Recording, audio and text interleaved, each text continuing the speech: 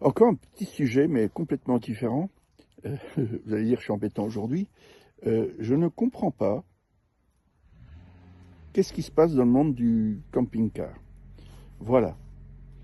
J'ai la chance d'avoir un chausson de 2015 qui a le chauffage Truma diesel.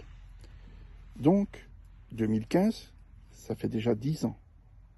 Et le truc, il fonctionne merveilleusement. Qu'est-ce qui prend? Il y a sans doute des raisons, je ne dis pas le contraire, mais je ne les connais pas.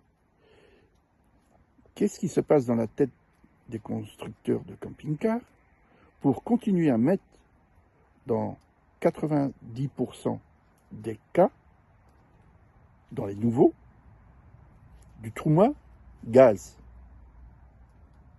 Quand vous êtes comme moi à des endroits où il fait la nuit -9,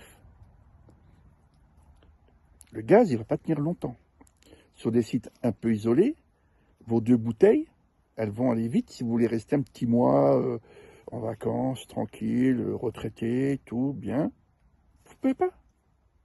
Mais en plus, comme 80% en moyenne de personnes qui ont un camping-car, c'est des retraités, et c'est compréhensible du fait qu'ils ont le temps d'utiliser ce mode de loisir. Qu'est-ce qui se passe?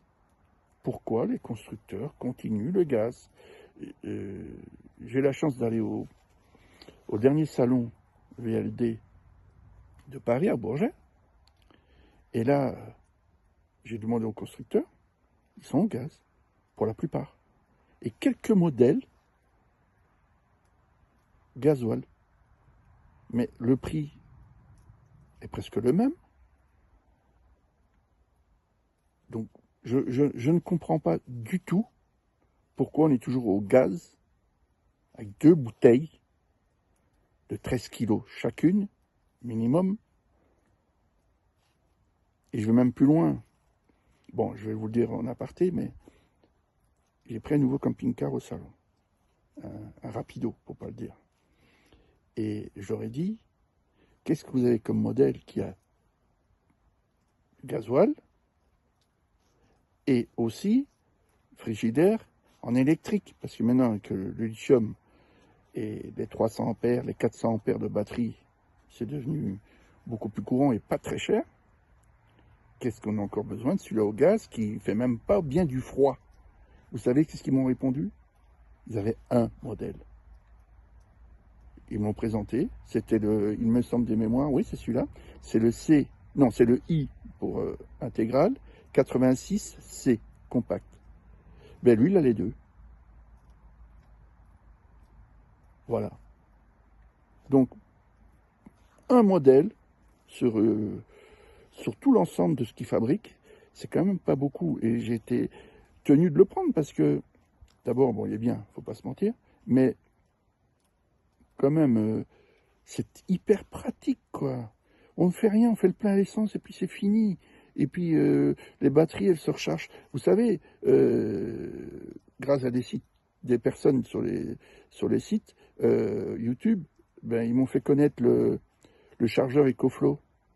Mais quelle merveille, c'est du 600 watts.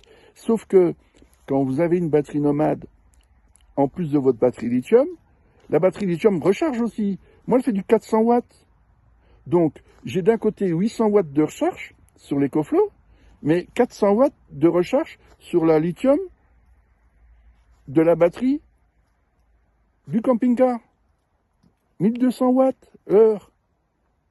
À quoi bon encore avoir des panneaux? Donc, vous voyez, voilà, c'est ce que je voulais dire. Si vous avez des infos, ben, donnez-les-moi,